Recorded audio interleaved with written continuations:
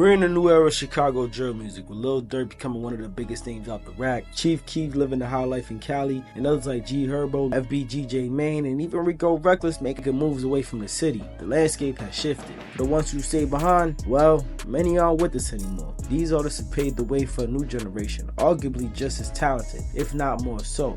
But just like the previous generation, the fame is intertwined with gun violence. Today's story is a chilling testament of that reality. Meet Bloodhound Lil Jeff, a name that blew up on social media not just for his music, but for his lawless lifestyle and deadly reputation. On Instagram Live, he was a spectacle, dropping his low, displaying heavy artillery, and even snorting lines on camera. He was wild, reckless, and unfiltered, arguably leading a new generation of reckless Chicago street rappers that seem far more dangerous than the first generation. If you listen closely, the music definitely got better, but claiming to be a drill rapper with no bodies under your belt won't cut it in this new age of Chicago. But before we dive in, don't forget to like, subscribe, and hit that notification bell. This one is as dark as they come, so brace yourself. Bloodhound Lil Jeff was born and raised on the east side of Chicago. Although a product of his environment, there once was a time when Lil Jeff was just another kid, living with his two brothers and mother. His father was a ghost, rarely around. Bloodhound Lil Jeff's story is a typical story of anybody living in Chicago for real. A good youth going from basketball inspirations, but having trap boy inspirations. Just to paint the picture of how Jeff came up, at just 14, a bullet whizzed past his face during a drive-by, narrowly missing him. It was a wake-up call, a realization of their environment. It's either cook or be food, chef or get cooked. The difference between being a suburban kid and growing up in the trenches is that overlooming fate of choice. It's either be a good kid and face the repercussions and backlash for being soft, or you could be self-destructive and choose to fall in line and become a gang member and get with the crowd. Cause let's be honest, being a good kid in the rack is difficult. Even attending school only strengthens the gang ties. By his senior year, his life was turned upside down once he realized he didn't make the high school basketball team. Jeff's dreams of playing varsity basketball had shattered, pushing him to seek another path that led him to the unforgiving streets. But what really turned him to a savage was the death of his close friend. Jeffrey's turf on 79th in Maryland, the conflicts were endless. BKN, Trap City, TYMB, A-Train Mob, 800. Bloodhound Lil Jeffrey was making some close enemies. Since jumping off the porch at 18, Lil Jeffrey's street activity escalated. Jeff's crew, Drill City, once even had a truce with Trap City, but everything changed when Trap City allegedly backdoored one of Jeff's closest friends. This is the fatal encounter that yanked Jeff off the porch, fully embracing the street life.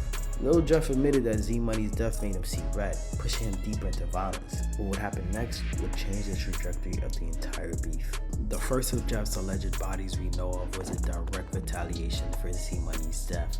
On June 25th, 2023, Trap City member J-Lo Leo Goins was shot multiple times while in the backseat of a Lyft ride in Little Italy. Police investigating a fatal shooting yesterday evening. 19-year-old Jaleel Goins was pronounced dead at Rush University Medical Center, but police and nearby residents tell us the incident began in the 1300 block of West Taylor Street, where Goins was a passenger in a rideshare and was shot. Then the rideshare driver drove Goins to the hospital. Lil Jeffrey and Bloodhound members openly confessed to this murder on social media, claiming it was get back for Z Money. I caught a nigga in a fishbowl. Shit, I'm trying to see if you will catch a big shark in a fish tank. The boldest expedition of self-snitching I've ever seen in my life. Lil Jeff made his name in the streets before being a rapper.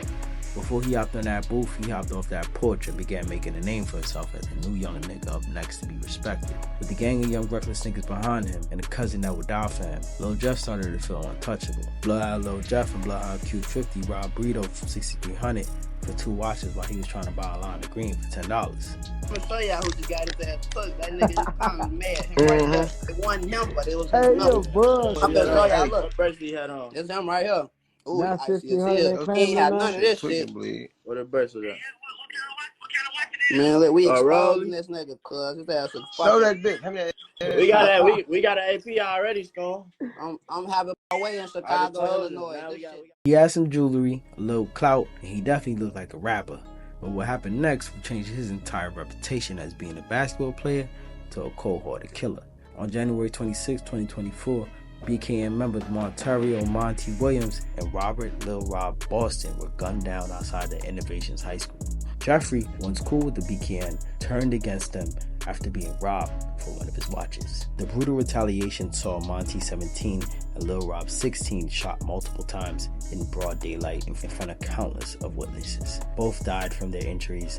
The video is horrific. These stories are often romanticized, but the reality is that this might have been a good day for Lil Jeff, but for the pedestrians who had to witness lifeless bodies on the pavement, the screams of the young children realizing that their classmates are lifeless will cement in their brain as one of the worst days of their lives. That's pain. Pain I refuse to glorify and show. They may not be innocent because, hey, they stole that watch. Seeing that they stole the watch and taunted Lil Jeff, but just to think a school isn't even safe just shows you that this generation of rappers have lost their sense of respect for anything. This is around the same time when Lil Jeff was flirting with the thought of being a rapper, but still 10 toes down into the streets. It must have been Schoolman and Vert dropped their debut tracks for Jeff to realize his talent. With tons of experience in the streets, the only career seemed possible was for Jeff to become a rapper.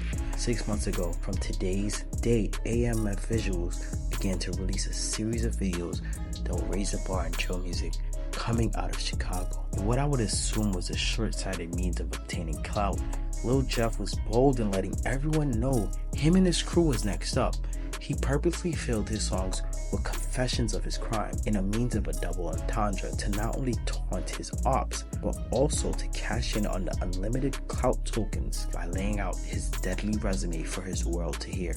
On February 6, 2024, Bloodhound Lil Jeff's first song, released. It's crazy to think anyone would confess to the heinous murder on wax, but it's even crazier to think Lil Jeff only grew in popularity once the people on Reddit began connecting the dots between his horrific double murder and Bloodhound Lil Jeff's new song. People began to suspect that these mere coincidences, but maybe admittance to a murder. Monty, also known by the nickname Za, was a significant figure in Jeffrey's story.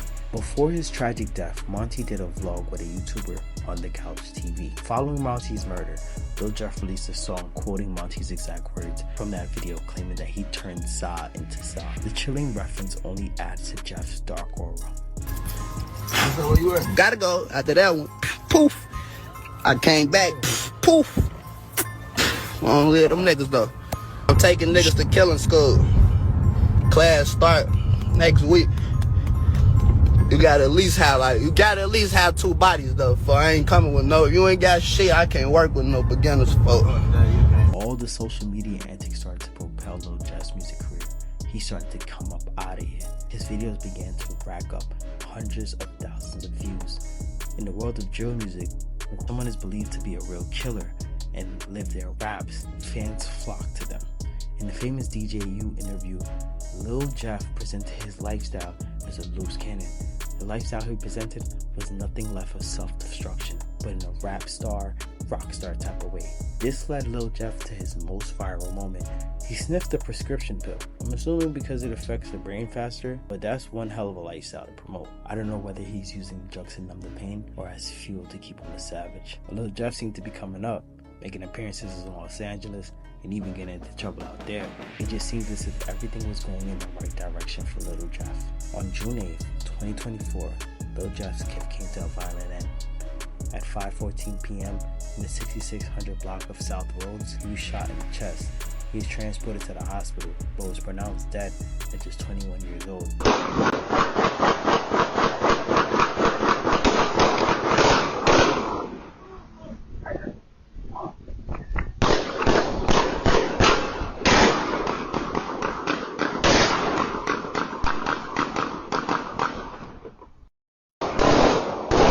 Many wondered what he was doing in the Trap City territory. Well, he was definitely on a drill. This young man had a gun in his hand, looking for his rivals, ready to gun them down. But before he could get to them, unfortunately someone got to him first. Recently released video footage on Reddit reveals the tragic details. Lil Jeff was on a drill, trying to kill one of his ops.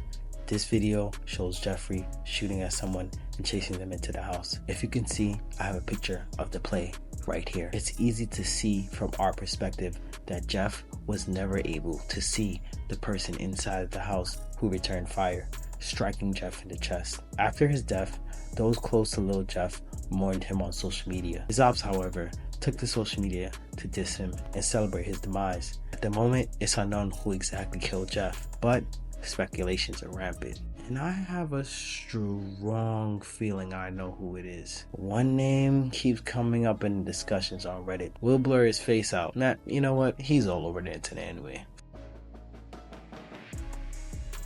Now trust me, I would never go as far as to incriminate anybody online because I don't know who did it. You don't know who did it. The people on Reddit definitely don't know who did it. But this guy is alluring to the fact that he may have possibly did it.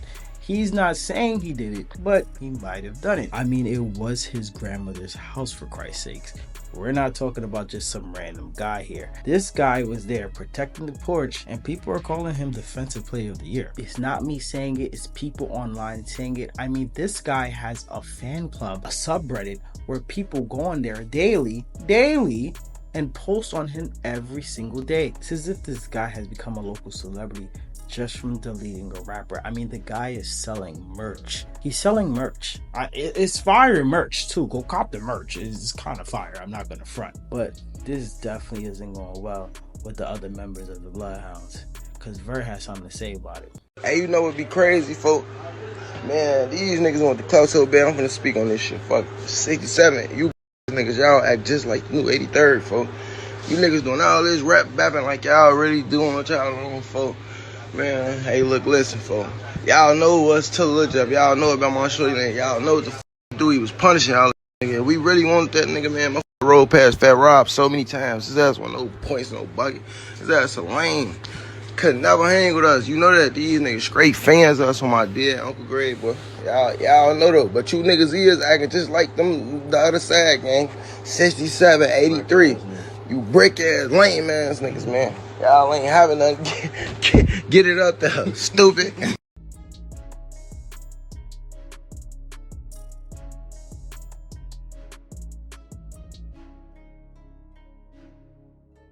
And just like that, the violence continues. It's easy for me to say, hey, push the peace, but it's hard for people to let go of the idea of avenging their friend in death. And who am I to say anything, you know? Who am I? As for Lil Jeff, it just seems as if Jeff was over thirsty for that kill. He just took off. It's broad daylight on a block, just mad cameras. Probably just amped up from them drugs. Made him feel like he was invincible. The way he was running after it just seemed thirsty. Just seemed not foolish, but it just seemed overly lusty for the kill, which can put you at a disadvantage. If we're strictly talking from military terms, it was a lack of patience. Although from a military perspective, the art of surprise can be deadly. I don't think he was expecting anybody on the other end to be right there, ready for the gunshots. I mean, bro died exactly how he wanted to die. Gangsta. His man said it. Girlfriends fighting each other at the funeral. I mean, he died exactly how he wanted to go. Said by his own man, Q50. It was his purpose in life to crash out like that. Sort of selfless when you think about it. In his mind, he died for a purpose. But it's troubling to understand the processes that go behind some of these gang members. But in the same breath, Trap City killed one of his own. So who am I to judge in how he seeks revenge? It's not up to me. It's up to God and the devil, who comes to collect after playing demonic games. Just be ready to walk down those stairs, chin up, 10 toes down, cause you signed that contract with the devil. Hey look, Jeff and Z Money ain't go to heaven on my dead grandma. They went somewhere. Ooh, hey, I don't even want to tell you where they went. I ain't gonna lie. My homies can't go to heaven on my dead grandma. We did too much to go to heaven. I know where my brother went. I know where my brother at. My brother, he 50 miles away. He fucked 50 miles. He 50,000 miles away from heaven on my dead grandma. We don't go to heaven, nigga. I still love God, but we don't go to heaven, folks. I know where I'm going. I know where I'm going. Ain't for keeps in Chirac. That's the only game with no winners, only players. This has been the life of death of Lil Jeff, the broad daylight driller. It's your boy KPZ. You know how I'm coming. I shoot films, not people.